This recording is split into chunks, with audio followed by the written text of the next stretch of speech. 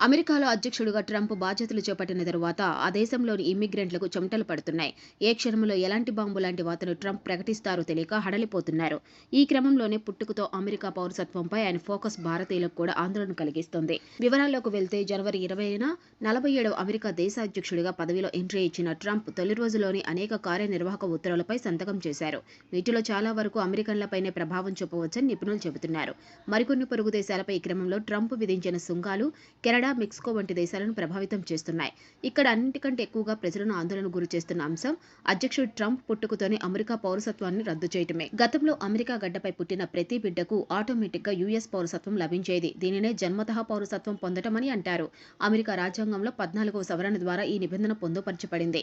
విదేశీ తల్లిదండ్రులకు అమెరికాలో జన్మించిన వారు సైతం ఈ నిబంధన కింద జన్మ హక్కు పౌరసత్వాన్ని పొందుతారని రాజ్యాంగ సవరణ వెల్లడిస్తుంది. ఈ సవరణను జూన్ 13, 1866న యుఎస్ కాంగ్రెస్ ఆమోదించిన సంగతి తెలిసిందే. 1861-65 అంతర్యుద్ధం తర్వాత నల్ల జాతీయులకు సమాన పౌర చట్టపరమైన హక్కులను కల్పించే లక్ష్యంతో దీన్ని తీసుకురావడం జరిగింది.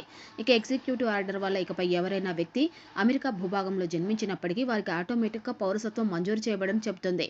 ఇక కొన్ని నిబంధనలు పరిశీలిస్తే పిల్లవాడు పుట్టిన సమయంలో తల్లి అమెరికాలో చట్టవ్యతిరేకంగా నివసిస్తూ బిడ్డ తండ్రి అమెరికా పౌరుడు కాకపోవటం లేదా ఆ సమయంలో శాశ్వత నివాసి కాకపోతే సదరు బిడ్డకు అమెరికా పౌరసత్వం ఇకపై అందించబడదని తెలుస్తుంది. రెండవది పరిశీలిస్తే అమెరికాలో బిడ్డకు జన్మనిచ్చిన తల్లి తాత్కాలికంగా టూరిస్టుగా విద్యార్థి వీసాపై లేదా పనిచేస్తున్నట్లయితే సదరు పుట్టిన బిడ్డకు వారసత్వం లభించదు. ఇదే సమయంలో సదరు బిడ్డ తండ్రి అమెరికా పౌరుడు కాకపోవటం లేదా ఆ సమయంలో శాశ్వత నివాసి కాకపోతే సిటిజన్షిప్ స్వయంచాలకంగా లభించదు. ఇక ట్రంప్ తన కొత్త పౌరసత్వ ఆర్డర్పై సంతకం పెట్టడంతో అమెరికాలో నివసిస్తున్న భారతీయులు సైతం ఆందోళన చెందుతున్నారు. తమపై ఎలాంటి ప్రభావం ఉంటుందనే ఆందోళనలు చాలా మందిలో కనిపిస్తున్నాయి.